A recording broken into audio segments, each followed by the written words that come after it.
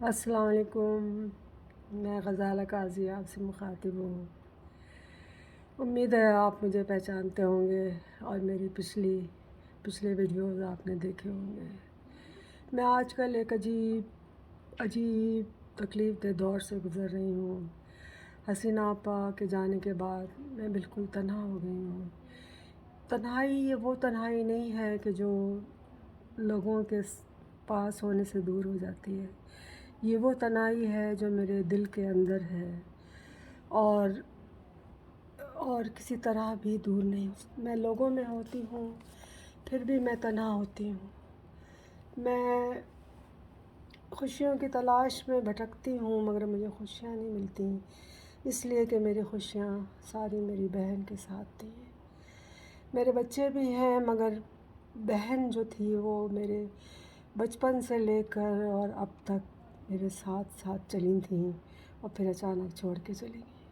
آپا یہ کیسا ظلم تھا، لیکن ہم کچھ نہیں کہہ سکتے اس لیے کہ یہ اللہ کی طرف سے تھا۔ اللہ نے آپ کو بلا لیا اس لیے کہ آپ اتنی زیادہ عظیم اور اتنی زیادہ پیاری تھیں کہ اللہ تعالیٰ آپ کو زیادہ دیر دور نہیں رکھ سکتے تھے۔ انہوں نے آپ کو بلا لیا اور میں تنہا رہ گئی۔ میں اپنی تنہائی کیسے دور کروں؟ نہیں کر سکتی۔ یہ تنہائی میں لوگوں کے بیچ میں ہوتی ہوں پھر بھی ہوتی ہے، جب اکیلی ہوتی ہوں تبھی بھی ہوتی ہے، اور کچھ بھی کروں میں تنہا ہوتی ہوں۔ تنہائی بڑی عذاب ہے۔ چلے میں آج آپ کو اپنی پوئٹس تو میں ہوں نہیں مگر جو کچھ کبھی الٹا سیدھا میں نے لکھا ہے وہ میں سناتی ہوں آپ کو۔ آپا نے جب میری کتاب چھپنے جا رہی تھی اور انہوں نے اس کا انتساب لکھا تو انہوں نے لکھا کہ غزالہ تم اتنی غمزدہ شاعری کیوں کرتی ہو؟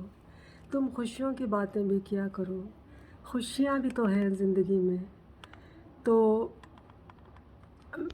میں نے آپا سے کہا کہ آپا میرا قلم جب اٹھتا ہے تو وہ دکھ، وہ تکلیفیں جو مجھے پہنچی ہیں وہ مجھے یاد آ جاتی ہیں اور پھر میں اور خوشی کی کوئی چیز لکھ نہیں سکتی۔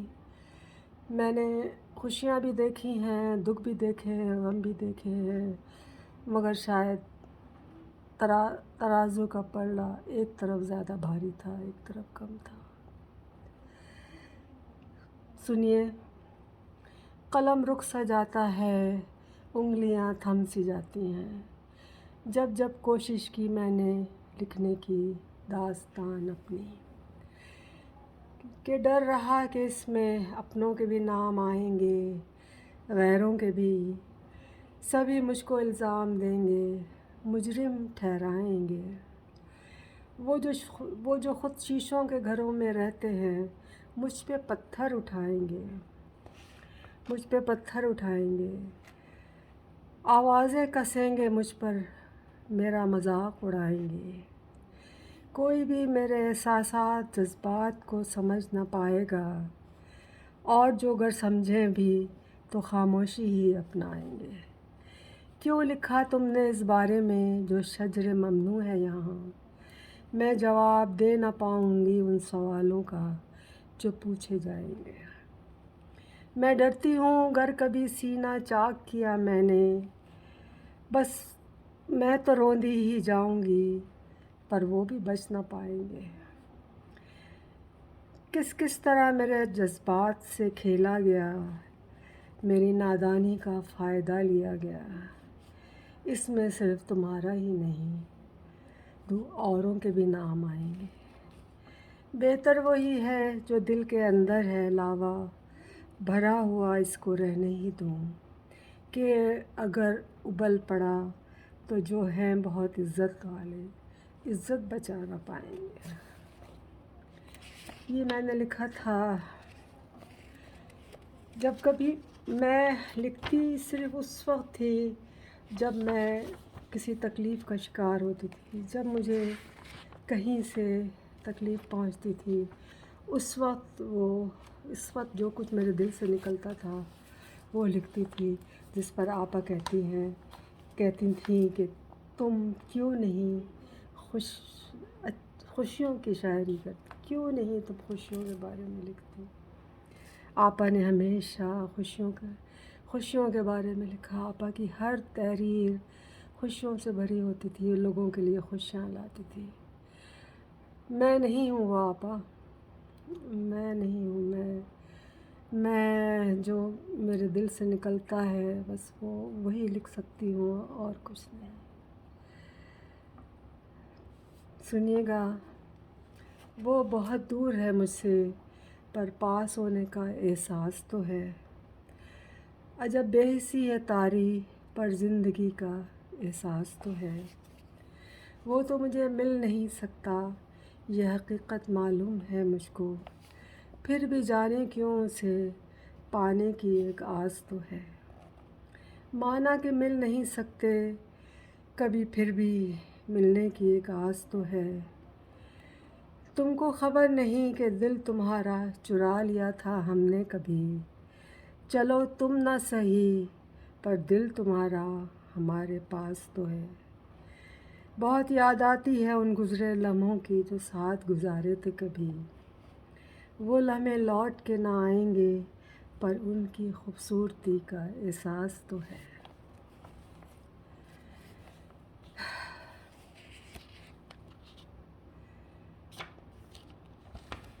جانتے ہیں کہ تختہ دار پر لٹکائے جائیں گے ایک دن، حشر ہوگا پر تماشا ہوگا بڑے غضب کا اس دن، جو کیا تم نے مان لیا، سوال کیا نہ گلہ کیا، پر جان لو کہ تم بھی کسی کے سامنے جواب دہ ہوگے ایک دن، ہم نے تو معاف کر دیا، بھلا دیا، چھوڑ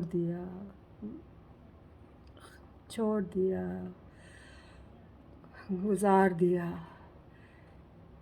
پر جب تم کو یاد آئے گی ہماری، نہ پاؤ گے کبھی ہمیں اس دن، ہم جا چکے ہوں۔ بہت شکریہ مجھے سننے کا۔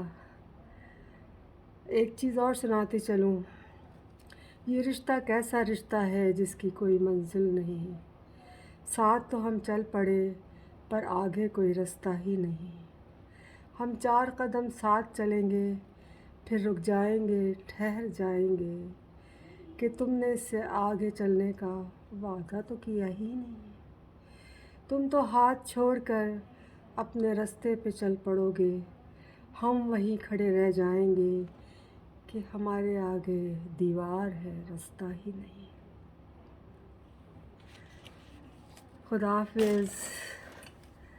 آپ کو پسند آئے تو لائک کیجیے گا،